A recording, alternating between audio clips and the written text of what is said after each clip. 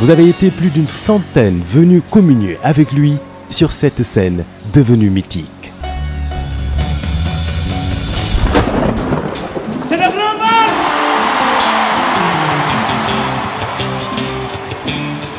De tous les coins et recoins du monde, le sourire, la bonne humeur, les préparatifs commencèrent.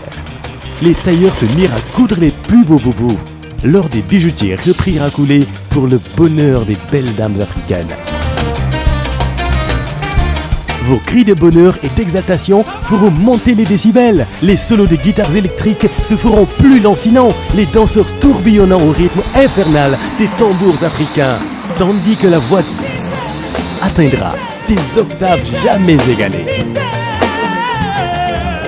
Grâce à vous, l'ambiance sera encore extraordinaire. La fête sera grandiose.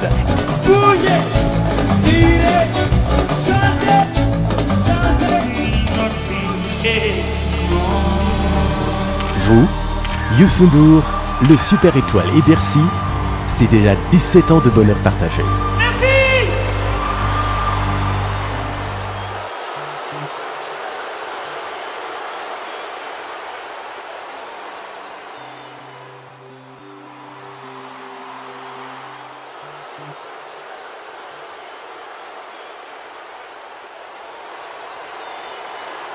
Ça, c'est Youssou N'Dour. Bonsoir, cher Tidiane. L'invité du 20h ce soir, le directeur général de l'ANACIM, Agence nationale de l'aviation civile et de la météorologie du Sénégal, Magueye Maram Ndao, est instructeur certifié OACI. Il est le président depuis le 9 octobre dernier d'APIRG, groupe régional de planification et de mise en œuvre de la région Afrique et Océan Indien, AFI, de l'OACI. Bonsoir. Bonsoir, M. Khan. Le prétexte de notre entretien est l'ouverture de l'aéroport international Blaise Diagne le 7 décembre prochain. Peut-on dire dans votre jargon que le nouvel aéroport est prêt pour le décollage? Je dirais que nous sommes prêts parce qu'un aéroport se définit comme étant un aérodrome plus ses installations terminales. Du point de vue de l'aérodrome, nous avons commencé à travailler avec la mise en place d'un comité de transfert depuis fin 2014. Ce comité a été présidé par Madame le ministre du Tourisme et des Transports aériens, a été activé et depuis le début de l'année, nous avons reçu comme mandat de travailler à la mise en service de l'aéroport international en fin décembre. Il n'y aura pas de bug le 7 décembre? Il n'y en aura pas, c'est ce que je suis en train de vous expliquer. On est d'abord parti en vous décomposant l'aéroport avec les deux grands ensembles que sont l'aérodrome. Nous avons déjà effectué ce qu'on a appelé la campagne WGS 84. En termes simples, dans un aéroport, tous les points significatifs doivent être mesurés avec le système géodésique mondial. C'est ce qui permet aux avions de pouvoir se localiser à tout point, à tout moment. Ceci a été fait au mois de février. Il répond aux normes de certification. Bien sûr, il répond aux normes. Tout ceci, ça rentre dans le processus de certification. Après cela, nous avons procédé à ce qu'on a appelé la calibration des équipements. Un avion laboratoire équipé est venu faire le survol de l'aéroport, passer sur chaque équipement, vérifier est-ce que chaque équipement répond aux exigences de l'OACI, ce qui a été fait au mois de juin, entre le 16 et le 19 juin 2017, excusez-moi. Après cela, nous avons demandé avec l'ASEGNA, travailler ensemble pour que l'ensemble des procédures d'approche et des cartes également d'aérodrome soient élaborées. Ce qui a été fait, et un autre avion, l'avion Labo de l'ASEGNA, a eu à effectuer ces tests le 30 septembre et ces tests ont été concluants. Tout ceci pour vous dire qu'au niveau infrastructure aérodrome, tout est fin prêt. Au niveau de l'installation également terminale, tous les éléments qui permettent non seulement la facilitation des passagers, mais également le contrôle des aspects liés à la sûreté et à la sécurité également sont en place. Il reste juste quelques petits réglages à faire et nous avons largement le temps pour terminer tout cela. Pour vous dire finalement que nous, en tant qu'autorité de l'aviation civile, nous avons commencé le processus de certification dont les éléments que je viens d'énumérer entrent en ligne de compte et qui sont vérifiés. Et que ces éléments-là, nous avons commencé à travailler avec le gestionnaire depuis le mois de juillet. Il a déposé ce qu'on a appelé la manifestation d'intérêt parce que le processus de certification subit plusieurs phases. La certification commence d'abord par cette manifestation d'intérêt qui a été déposée validé par l'autorité de l'aviation civile. Et nous lui avons donné comme deadline de nous déposer le manuel d'aérodrome au plus tard le 15 octobre. Ce qu'il a même fait avant cette date, c'est-à-dire le 13 octobre, que nous sommes en train de valider. Et au plus tard, l'inspection se fera en fin octobre. Donc pour vous dire que l'aéroport actuellement est fin prêt pour pouvoir effectivement connaître son premier vol ou bien son premier atterrissage selon le scénario qui sera défini. La fameuse tour de contrôle, parlez-nous-en. Oui, la tour de contrôle, moi j'ai eu la chance de participer depuis les années 2009-2010 à l'étude sur cette tour de contrôle. La tour de contrôle, lorsque les contrôleurs aériens sont en position, ils ont une parfaite vue de l'ensemble des parkings avions, de l'aire de stationnement. Cette tour de contrôle a été placée au milieu pour éventuellement prévoir la duplication de l'aéroport. Mais du point de vue panoramique, les contrôleurs ont une parfaite vue de l'ensemble des parkings avions. Entre le premier atterrissage d'avion qui date d'un peu avant l'élection présidentielle de 2012, atterrissage du président Abdoulaye Wade, et le premier atterrissage ou premier décollage le 7 décembre prochain, quand même beaucoup d'eau a coulé sous les ponts. Qu'est-ce qu'on aurait pu faire pour éviter ce qui s'est passé ce fameux jour où Maître Abdoulaye Wade a décidé d'atterrir à AIBD? Bon, si je veux vous répondre en langage purement technique, je vous dirais que ça n'aurait pas dû être fait. Parce qu'un aéroport, pour quand même être mis en service, ou en tout cas être utilisé, doit obéir à certaines normes. D'abord, il faut d'abord que l'aérodrome soit publié. Ce que nous avons fait actuellement pour l'aérodrome AIBD. Nous avons fait une publication aux dates qui sont indiquées par l'OACI.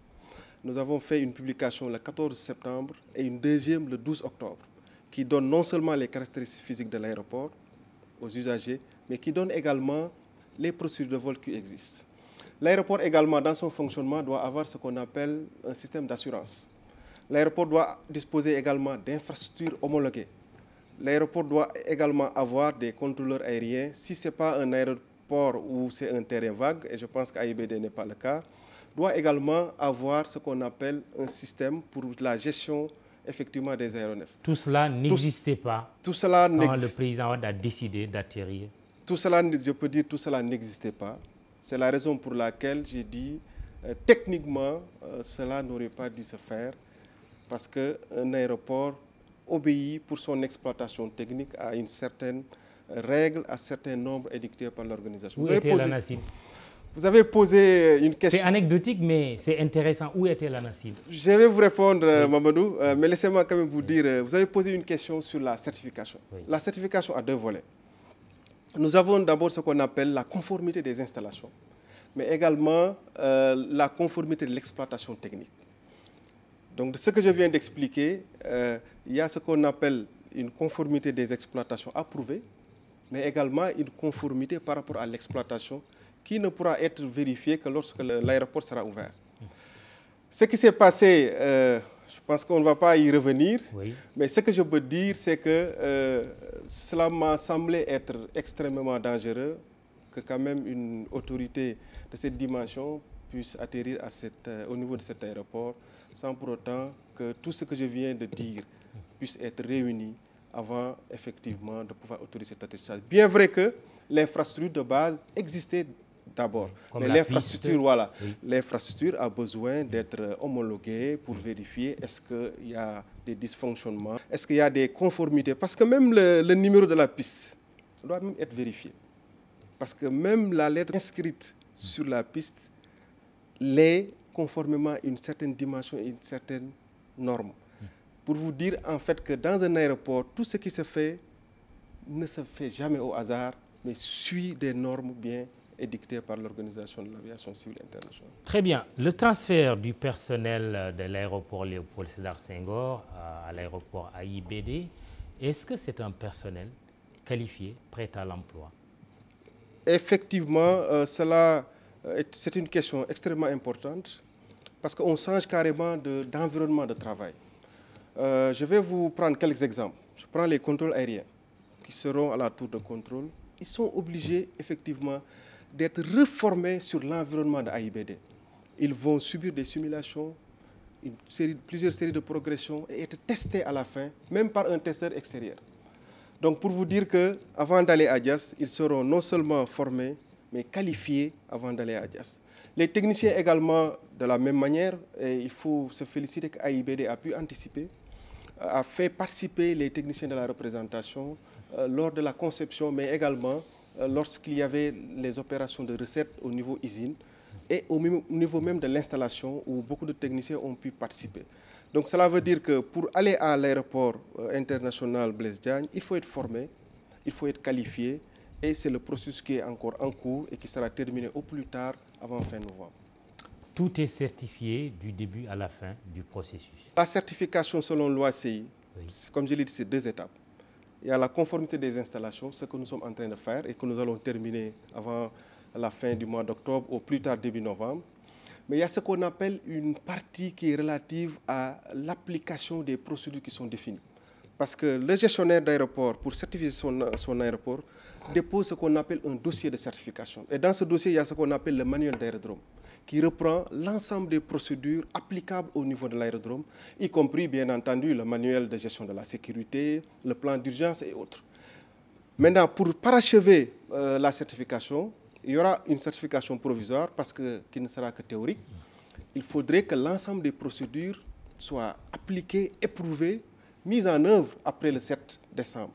Maintenant, on se donnera 6 mois pour évaluer tout cela et finir la certification, ce qui fait qu'on aura à la fin du premier semestre une certification définitive. C'est la procédure pour tous les aéroports du monde? Affirmatif. C'est la procédure pour tous les aéroports du monde parce qu'un aéroport qui n'est pas encore ouvert ne peut pas être intégralement certifié parce qu'il n'y a pas encore la matière pour évaluer les procédures, comment le travail sera fait et quels sont les écarts, quelles sont les carences qu'il faut corriger. Parce que tout ce qui se fait dans un aéroport doit être écrit. Comment le faire, comment le réaliser. Et il appartient à l'autorité de l'aviation civile de s'assurer que ce qui est écrit est conforme d'abord aux dispositions de l'OACI, mais également leur mise en œuvre ne présente aucun écart. Donc nous allons certifier l'aéroport du point de vue de ses installations pour s'assurer que tout est conforme. Et je peux presque dire que nous avons presque terminé. En tout cas, tout ce que nous avons déjà visité au niveau des infrastructures de base, au niveau des équipements, comme je l'ai dit en préliminaire, sont déjà conformes. Mais nous allons effectuer une dernière inspection. Nous, de l'aviation civile, on nous reproche souvent d'être très tatillons et de ne laisser aucun détail. C'est parce que c'est comme ça que nous serons, nous aussi, audités par l'OACI qui viendra voir comment nous l'avons réalisé. Ce qui veut dire que nous n'avons pas droit également à l'erreur sur tout ce que nous faisons. Surtout que l'avion est réputé pour être le moyen de transport le plus sûr. Le plus sûr. Très bien. Bon vol, comme on dit, mais il y a des chutes inhabituelles qui nous viennent du ciel à Thiès. Il y a 2 jours, chute de grêle, vous le confirmez? Chute de grêle à Thiès? Je le confirme le lundi. Il y a eu bien chute de grêle à Thiès le lundi. Qu'est-ce qui explique cela? Oui, ce qui explique, nous sommes toujours dans ce qu'on appelle les changements climatiques. En fait, il a été noté un refroidissement anormal des basses couches, ce qui fait que les flocons qui sont issus des nuages n'ont pas eu le temps de se fondre avant de toucher la surface de la Terre. C'est ça qui a expliqué un peu cette chute de grêle, qui n'est pas une première au Sénégal. Je vous rappelle qu'en 1994, nous avons connu ce même phénomène à Bakel également, où on avait également des chutes de grêle. Nous assistons, Mamadou, de plus en plus à un dérèglement, je dirais, à des changements climatiques. C'est la raison pour laquelle je pense que l'homme doit encore redéfinir son comportement vis-à-vis de la nature. L'homme est au centre, effectivement, de ce dérèglement climatique et nous devons agir pour non seulement être dans le respect de ce qui a été retenu au niveau de la COP21, c'est-à-dire ne pas encore continuer à réchauffer la Terre et rester sur un réchauffement entre 1,5 et 2 degrés. Chute de grêle, cela aurait pu être de la neige? De la neige, je dirais que c'est trop dire parce que pour qu'il y ait de la neige, il y a d'autres facteurs également qui entrent en ligne de compte. Parce qu'avec les températures que nous avons, nous ne pouvons pas avoir en fait une accumulation de tout cela pour pouvoir tendre vers la neige. Mais il faut noter que nous vivons de plus en plus des changements climatiques avec des phénomènes vraiment inexplicables, ce qui nous ramène encore au comportement de l'homme sur Terre. D'où la question, le Sénégal est-il à l'abri d'ouragans? Je le souhaite d'abord, que le Sénégal soit à l'abri d'ouragans. Il faut dire que la plupart de ces phénomènes prennent naissance au niveau de nos côtes, évoluent vers les États-Unis, mais au retour, ils perdent tellement d'intensité que nous le sentons pas. Et Donc, si après avoir pris naissance ici, il non, prenait la direction contraire au lieu d'aller aux Amériques? non, ce n'est pas C'est encore... une question d'enfant, mais Oui, tout le monde se pose la question. Oui, c'est une question comme parmi tant d'autres, mais je pense que du point de vue également circulation atmosphérique, bon, c'est vrai que nous subissons des dérèglements, mais en tout cas, à l'état physique actuel, ce phénomène n'est pas encore peut-être envisagé à court terme. Voilà. Mais les études scientifiques nous diront quel pourrait être le comportement de ces ouragans qui quand même causent beaucoup de dégâts au niveau vraiment des côtes américaines et également au niveau du Pacifique. Merci. C'est moi qui vous remercie. Magueye Maram Ndao, il est le directeur général de l'ANACIM, Agence nationale de l'aviation civile et de la météorologie du Sénégal. Il était venu nous parler surtout de l'aéroport AIBD qui va ouvrir le 7 décembre prochain.